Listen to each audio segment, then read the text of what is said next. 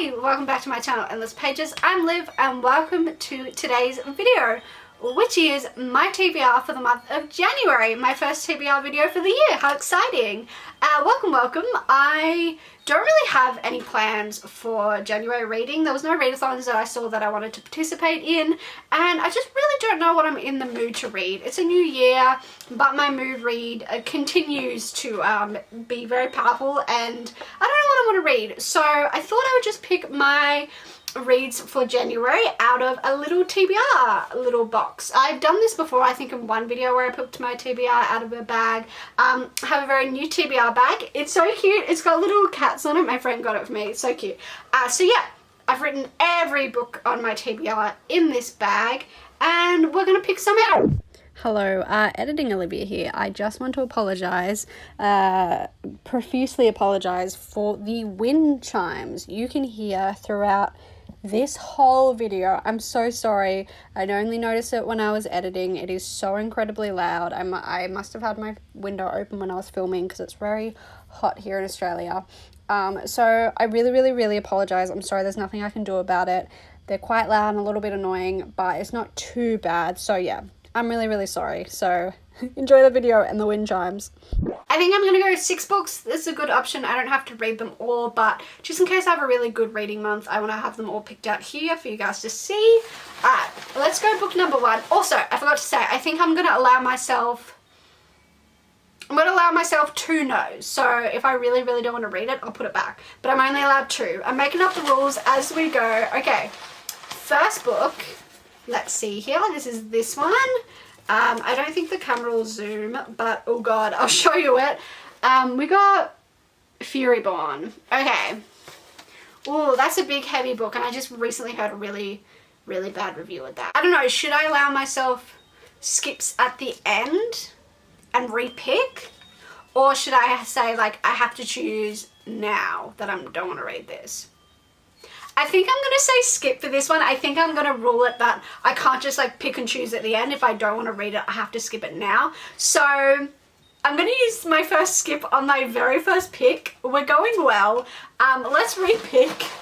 Oh my god, I might have just wasted a very important skip there. Okay, we picked out another book.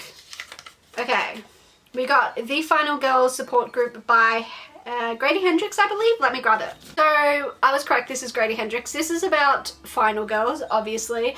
This is about Lynette, who survived a massacre, and she was a final girl about 20-ish years ago, and she meets, has this little meeting with a therapist of all other final girls, and they all have a little like therapy group meeting together, and then one day one of the women misses a meeting and her worst nightmares come true. Someone is determined to take apart the members of the group's lives bit by bit, but final girls never give up. That's why they're final girls. So this would be my first Grady Hendrix. I haven't heard heaps about this one, but it's very intriguing. It's got to be good, right? Grady Hendrix, like, it's got to be good. Let me know if you've read this. I'm very curious. Alright, okay, an interesting start. Let's see what else we've got. We've got this one here. Let's see what this is. This is... Okay, we've got The Disasters by M.K. England. This is a young adult space opera. I'm so excited to read this. It sounds like my perfect kind of read. This is about Nax. He's a hotshot pilot, and he's not really known for making like the best life decisions. And he enters this academy called the Alice Station Academy, and within like 24 hours he gets kicked out of the academy, and then he is kind of sent back home, but his trip gets cut short because there's a terrorist attack, and him and the other kind of dropout, like, you know, misfits of the academy are blamed for the terrorist attack because like they're seen as like the perfect scapegoats. It kind of turns into them on the run and them trying to prove about what really happened, what actually went down with the terrorist attack, and yeah, prove that it wasn't them. So it sounds kind of like found family, fast-paced, fun space action adventure to fill in the void that is the finished Aurora Academy series. I feel like that might fill in the void in my life that I need of this.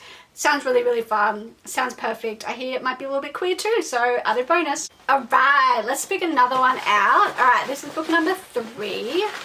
Right, let's dig really deep down the bottom for this one. Let's see what we got. This bag is falling apart. What do we get?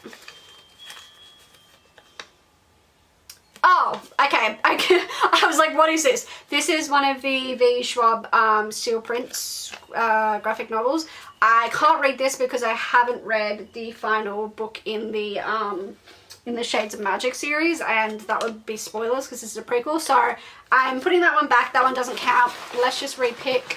That one doesn't count as a skip either because I can't read that one. I want to read that in order, so ignore that. Oh, okay, perfect. Legends and Lattes.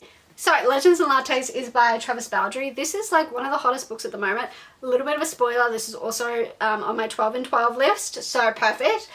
This is about Viv, and Viv, after a lifetime of bloodshed, is hanging up her sword, and she wants to open a cute little cafe. So it's a little cafe romance. I hear it's bloody adorable, and queer. Another queer book, yay! So, cute as hell. Book number 4. Let's see what we got. I might just do the top this time because I've been going down the bottom just to mix it up. What do we got? We have Four Dead Queens. This is Four Dead Queens by Astrid Skolake. This is an Australian author, I believe. I have a work friend who really likes this book. It's not really been a major priority, but I'm like not mad that I picked it. This is about 17-year-old Carolee is one of Conjur's most skilled thieves.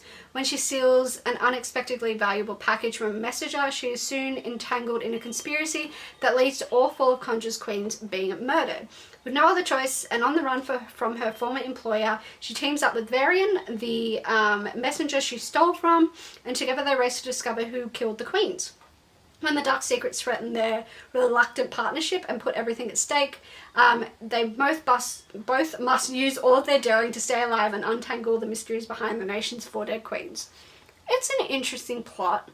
I haven't heard heaps about it. I feel like maybe it's an underrated one and I just don't know. So, curious. The plot does sound good.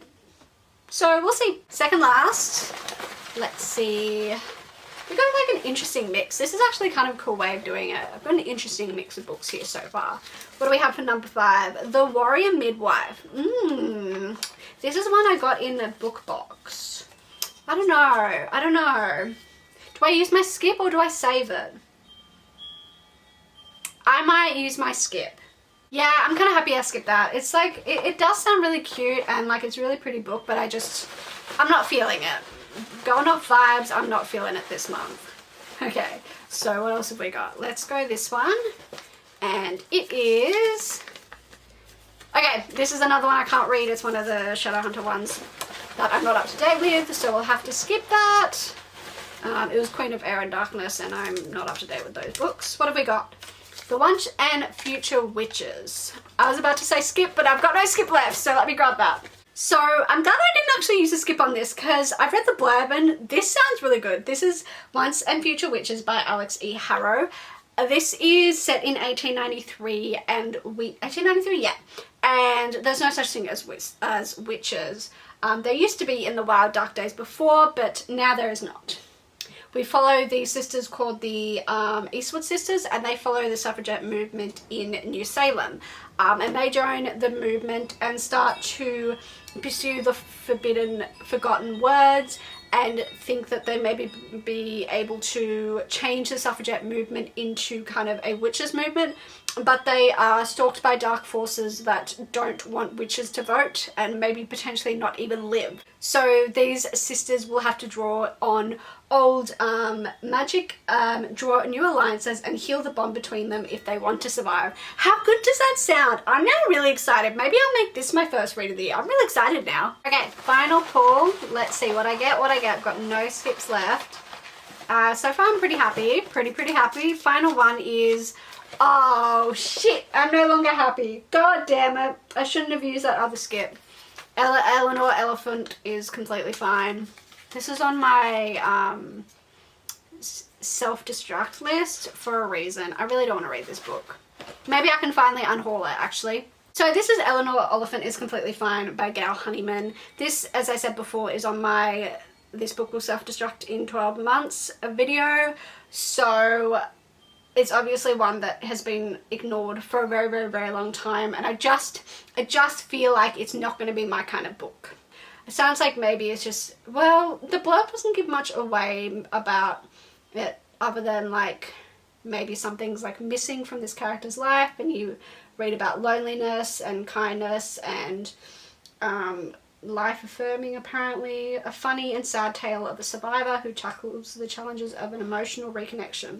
So it might move me a little bit. I might be surprised by it. I don't think I will be, but you never know. I've been on a bit of a reading roll lately. Maybe let's just make this interesting and pick out 2 more books. I'm just gonna say I still have no skips left, but yeah, I wanna keep this going because this is turning out very well.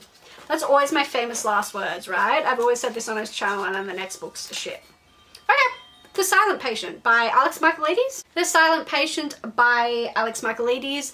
This is on my, another spoiler, 23 and 23 video. It's a spoiler because I didn't film them in December like I should have, but you know, it's me, so not a surprise.